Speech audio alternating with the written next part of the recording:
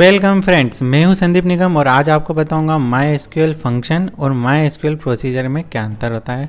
इन्हें बनाने के लिए हमें रूटीन का उपयोग करना होता है और ये दोनों ही रूटीन का एक टाइप है। तो जो सबसे पहले अगर हम डिफरेंस की बात करें, उससे पहले हमें समझें कि फ़ंक्शन क्या होता है। तो फंक्शन ये होता है कि जब भी हमें माई एसक्यूएल में खुद का कोई फंक्शन बनाना है, यानी कि यूज़र डिफाइंड फंक्शन बनाना है, बहुत से हमें इनबिल्ट फंक्शन मिले होते हैं और हम हमारा कोई कस्टमाइज फंक्शन बनाना चाहते हैं, तब हमें इस ऑप्शन का उपयोग करना होता है। इसमें हम हमारे हिसाब से जो भी डेफिनेशन चाहते हैं वो लिख सकते हैं। फंक्शन हमेशा वैल्यू को रिटर्न करता है और हमेशा एक सिंगल वैल्यू ही रिटर्न होती है और सिंगल वैल्यू को आप सिलेक्ट के साथ उपयोग कर सकते हैं। और जब हम प्रोसीजर की बात करते हैं तो प्रोसीजर भी काम तो सभी वैसे ही करता है जो डेफिनेशन में हम फंक्शन की लिखते हैं, लेकिन प्रोसीजर में हमें जो मेजर डिफरेंस मिलता है वो ये होता है कि इसमें रिटर्न टाइप नहीं होता है, इसलिए आप इसकी value return as a single value return नहीं ले सकते। इसमें पैरामीटर के थ्रू हम वैल्यू को रिटर्न करते हैं। तो जो पहला अंतर मैं अगर बोलूं तो फंक्शन जो है वो सिंगल वैल्यू रिटर्न करता है और जो प्रोसीजर होता है वो सिंगल वैल्यू जिस तरह से फंक्शन रिटर्न करता है उस तरह से नहीं करता है।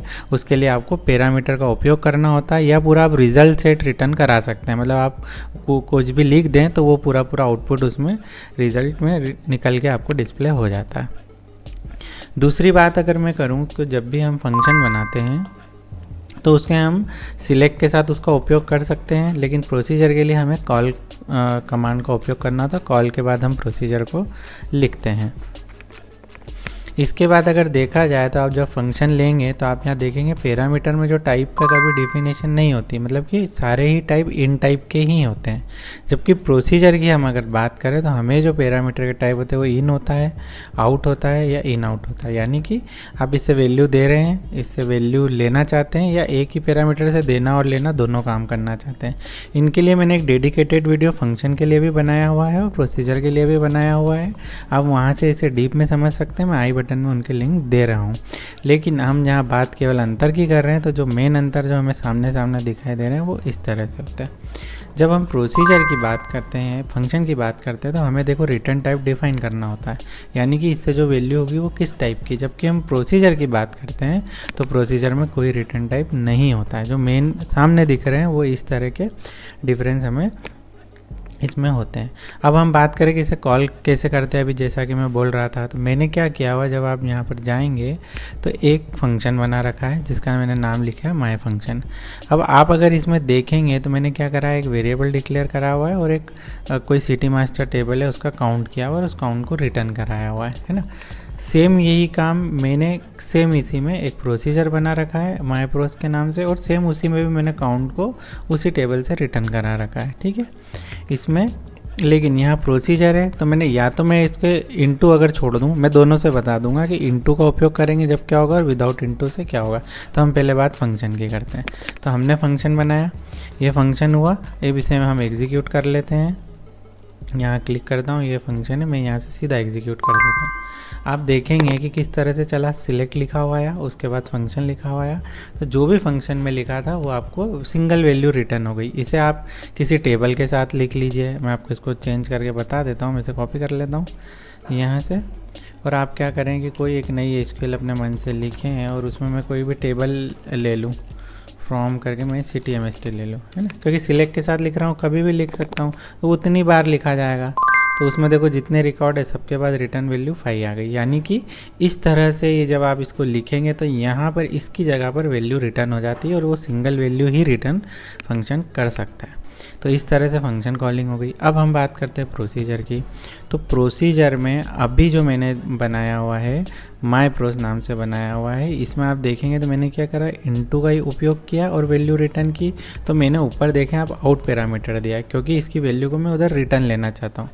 तो इस तरह से जब आप प्रोसीजर को एग्जीक्यूट करेंगे तो आप ये देखेंगे, देखिए कॉल प्रोसीजर लिखा है, यहाँ पर जो वैल्यू है उसके लिए एक वेरिएबल दिया गया और उस वैल्यू को सिलेक्ट के माध्यम से यहाँ पर हमने डिस्प्ले करा लिया। अगर सिलेक्ट नहीं लिखते तो कोई वैल्यू डिस्प्ले नहीं होती। तो जो अगर फिर से मैं प्रोसीजर ओपन कर देता हूँ, जो यहाँ से इनटू में सॉरी मेरा ये वाला फंक्शन है माई प्रोस, है ना। तो जो यहाँ से इनटू में रिटर्न हुआ वह काउंट क्या हुआ, यहाँ से आउट में अपने आप चला गया और यह हमने वहाँ पर फेच कर लिया। अगर हम इसे यहाँ नहीं करते, 1 मिनट के लिए अगर मैं बोलूँ कि इसे मैं यहाँ नहीं करना चाहता, मैं यहाँ से हटा देता हूँ, अब केवल काउंट स्टार निकल के ऐसा, तो ये क्या करेगा, विदाउट फंक्शन के, मतलब विदाउट वेरिएबल के भी हम इसकी वैल्यू रिटर्न कर सकते हैं। उसे मैं एग्जीक्यूट करता हूँ, ये आ गया माय प्रोस, ये एग्जीक्यूट किया। देखिए अब हमने क्या किया, जो सिलेक्ट था उसे इन्होंने वैसे ही क्लिक किया, लेकिन अगर आप यहाँ पर इसे केवल कॉल भी कर देते विदाउट किसी वेरिएबल के, मैंने यहाँ लिखा, यहाँ पर आप सिंपल कॉल कर दीजिए, पैरामीटर दे दीजिए, आउट है इसलिए ऐसा इस तरह से दे दीजिए, पर उसका कोई उपयोग देखा जाए तो नहीं है। ये यहाँ पे क्या करेगा, वैल्यू रिटर्न कर देगा, क्योंकि आपने वहाँ पर किसी वेरिएबल ने वैल्यू नहीं दी। देखिए काउंट 5 यहाँ पर रिटर्न हो गया।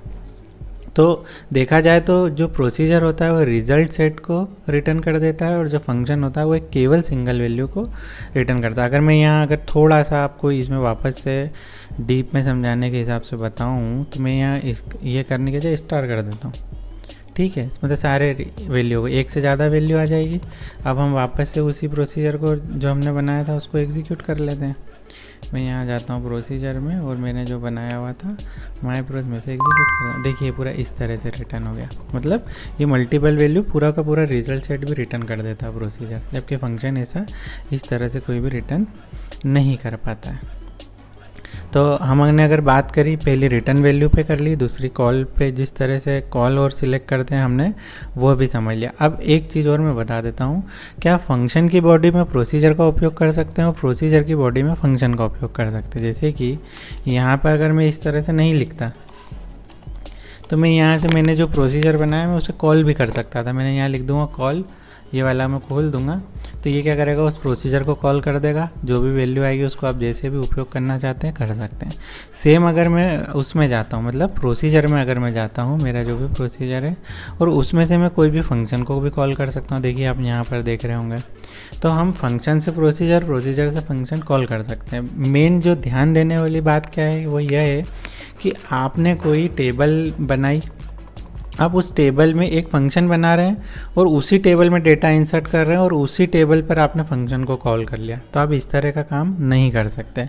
सेम ऐसे आगे भी मैं बात करूं कि आपने कोई प्रोसीजर बना रखा है, वो किसी टेबल में डेटा दे रहा है, उस प्रोसीजर को तो आप किसी सिलेक्ट में कॉल नहीं कर सकते, लेकिन आपने प्रोसीजर को किसी ट्रिगर में लिख दिया, और ट्रिगर भी कौन सा था, आफ्टर इंसर्ट ट्रिगर था।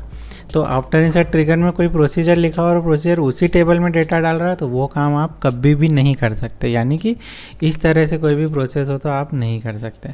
दूसरी चीज़, मैंने एक फंक्शन बनाया, एक प्रोसीजर बनाया, फंक्शन से प्रोसीजर को कॉल कर लिया और प्रोसीजर से फंक्शन को कॉल कर लिया, तो ये एक तरह से रिकर्शन हो गया। तो रिकर्शन कर सकते हैं, लेकिन एक लिमिट तो हो, कहीं पे तो बंद हो। अगर हमेशा चलता रहेगा तो उस तरह का भी रिकर्शन इसमें अलाउड नहीं होता है। तो आशा है मुझे आपको MySQL प्रोसीजर और फंक्शन के बीच में जो अंतर है, जो डिफरेंस है, वो समझ में आ गया होगा। ये भी समझ में आ गया होगा कि आप इनका उपयोग कैसे कर सकते हैं।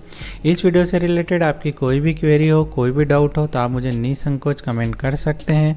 यह वीडियो कैसा लगा बताना ना भूलें। मिलते हैं नेक्स्ट वीडियो में। Thanks for watching.